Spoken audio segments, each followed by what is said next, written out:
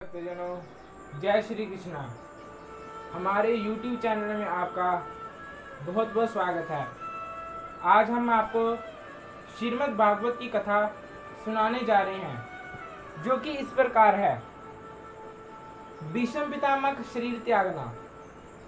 सूत जी कहते हैं, श्री कृष्ण के समझाने पर युधिष्ठिर सहित पांडव शरशैया पर पड़े हुए भीष्म पितामह के पास गए।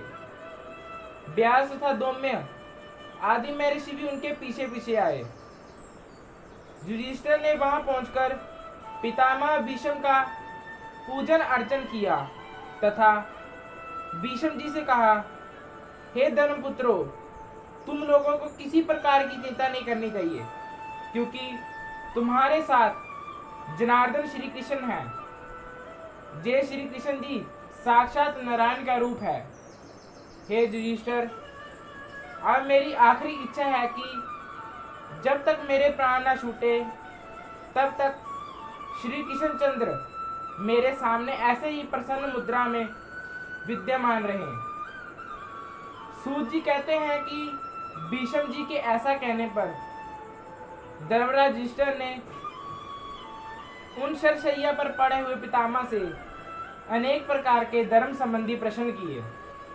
भीष्म जी ने धन धर्म, राजधर्म, मोक्ष धर्म, स्त्रियों के धर्म और विष्णु जी के सब धर्मों को संक्षेप में और कहीं कहीं विस्तार से भी वर्णन कर अनेक प्रकार के इतिहासों सहित धर्म, अर्थ, काम और मोक्ष का विवेचन किया है। अंत में भीष्म पितामह ने श्री कृष्ण से कहा, हे भगवान, यदि आप अर्जुन के सहायक न होते तो वे अपनी दुर्बुद्धिता के कारण युद्ध में शत्रुओं को कदापि न मारता, परंतु आपने आत्मज्ञान देकर उसे बड़ा साहसी बना दिया। हे अच्युत, आप वही सत्पुरुष हैं जो मेरी प्रतिज्ञा को सत्य करने के लिए अपनी प्रतिज्ञा को त्याग रथ के नीचे उतर रथ का पहिया ले मुझे वैसे ही मारने चले, जैसे हाथी को मारने के लिए सिंह चलता है। जे स्मरण करते हुए भीष्म जी ब्रह्मगति को प्राप्त हो गए। इसके पश्चात श्री कृष्ण और धृतराष्ट्र के आज्ञा अनुसार युधिष्ठिर ने उनके शव का दाह संस्कार किया और पुनः हस्तिनापुर आकर तपस्विनी गांधारी तथा माता कुंती को समझाते हुए राज्य संभाला। युधिष्ठिर की शासन व्यवस्था एवं कृष्ण जी का द्वारका को जाना। सूत जी बोले, हे मुनि, युधिष्ठिर बड़े ही धर्मात्मा थे। उनके राज सिंहासन पर बैठते ही पृथ्वी धन धान्य से पूर्ण हो गई। युधिष्ठिर के शासन काल में किसी भी प्राणी को बीमारी या दैविक, भौतिक और आत्मिक क्लेश नाम मात्र को ना रहा। जब श्री कृष्ण जी वहां से चलने लगे तब द्रौपदी, सुभद्रा आदि स्त्रियां उनको बड़े आदर सत्कार से विदा करती हैं। अनेक प्रकार के मंगल गान होते हैं तथा दूध बिया और नगाड़े बजते हैं। कुरुवंश की सब स्त्रियां उन पर फूलों की वर्षा करती थी। उनके रथ पर मोतियों की झालर लगाती और अर्जुन श्वेत शस्त्र लेकर श्री कृष्ण जी के पीछे खड़े हो जाते थे। ब्राह्मण लोग खड़े होकर उन्हें आशीर्वाद देते थे। इस प्रकार जब श्री कृष्ण जी हस्तिनापुर से चलने लगे तब उनकी रक्षा के लिए युधिष्ठिर ने स्नेह से हाथी, घोड़े और रथ सहित अपनी एक पैदल चतुरंगनी सेना को उनके साथ कर दिया। बहुत दूर तक पांडवों की सेना ने उन्हें पहुंचाया। श्री कृष्ण जी अनेक वनों, नदियों, देशों को देखते हुए द्वारका पहुंच गए। द्वारका में पहुंचते ही बंधुओं और प्रजा के द्वारा श्री कृष्ण जी का अपूर्व स्वागत। सूत जी कहते हैं कि द्वारका पहुंचते ही श्री कृष्ण जी ने जोर से अपना पंचजन्य शंख बजाया, जिससे द्वारकावासी समझ गए कि श्री कृष्ण जी अपनी मधुपुरी में आ गए हैं।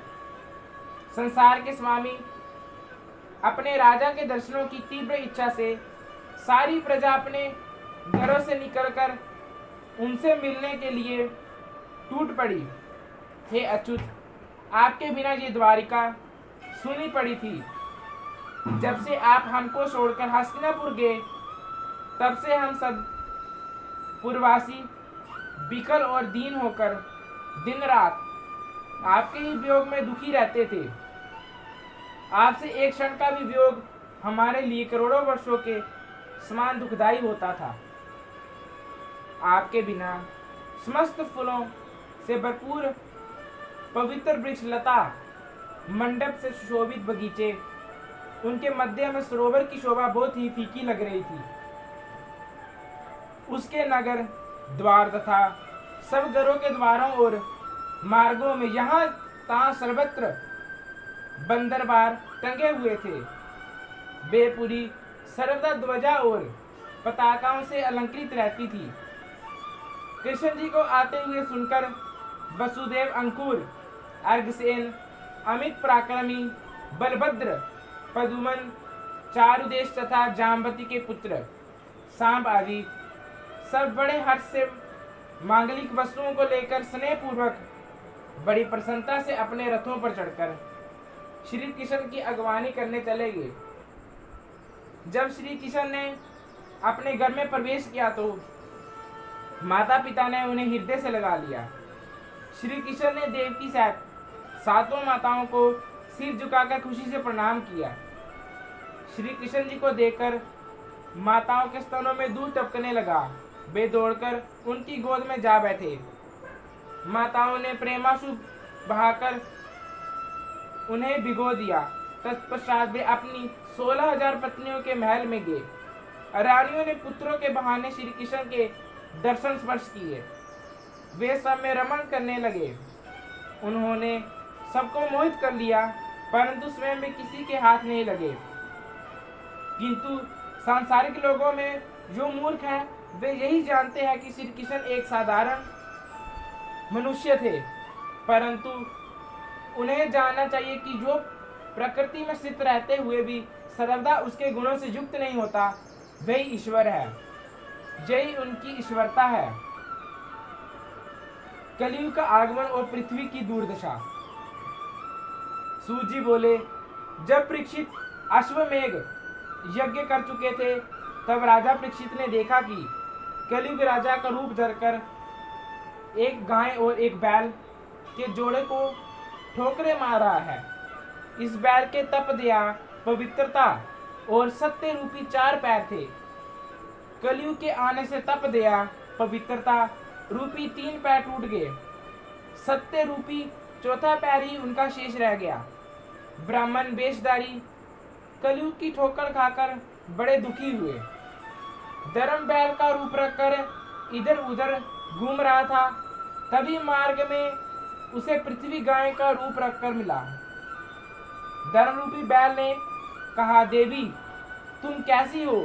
पृथ्वी रूपी गाय ने धर्म रूपी बैल से कहा कि आपके चरणों से युक्त सत्य, शुद्धता, दया, सरलता, क्षमा, दान, मन की निर्मलता, नेत्रों की स्थिरता, तपस्या और आचार आदि का अभाव, दूसरों के अपराध को सहन करने की शक्ति, लाभ में भी प्रसन्नता का न होना, शास्त्र चिंतन तथा ज्ञान, वैराग्य, ऐश्वर्य, शूरता, तेज बल, स्मरण, स्वाधीनता, कार्य कुशलता, सौंदर्य, धैर्य, हृदय की कोमलता, मन, ज्ञानेंद्रियों तथा कर्मेंद्रियों की बुद्धिमता, भोग सामग्रियों की प्राप्ति, गंभीरता, अचंचलता, श्रद्धा, यश, मान, ये सब अभी कहीं भी दिखाई नहीं देते।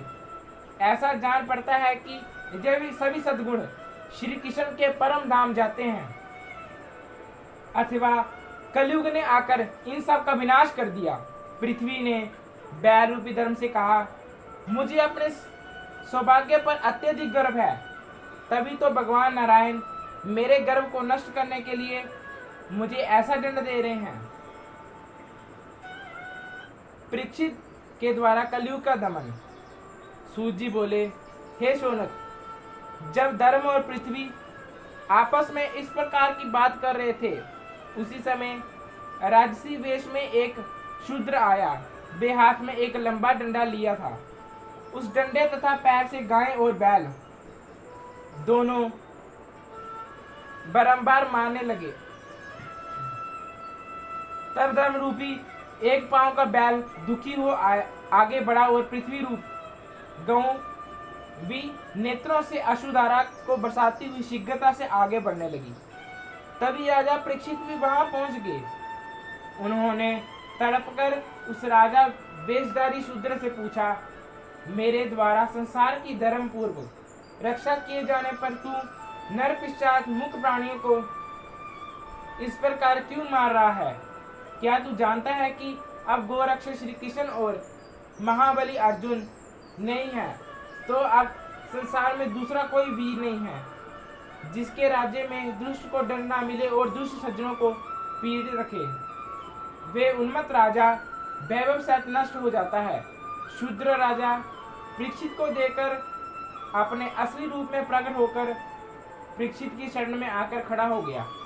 परीक्षित ने उसको दंड न देकर उसके रहने के लिए 4 स्थान दिए: दूध असत्य, मदपान मद, स्त्री संग असिक्त, हिंसा नित्यता।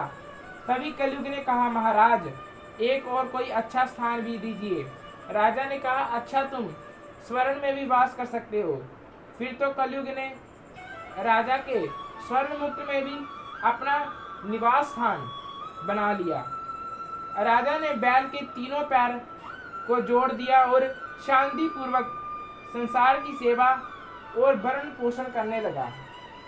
ऐसे ही नई नई जानकारियों के लिए लाइक सब्सक्राइब करें और ज़्यादा से ज़्यादा लोगों को शेयर करें। धन्यवाद।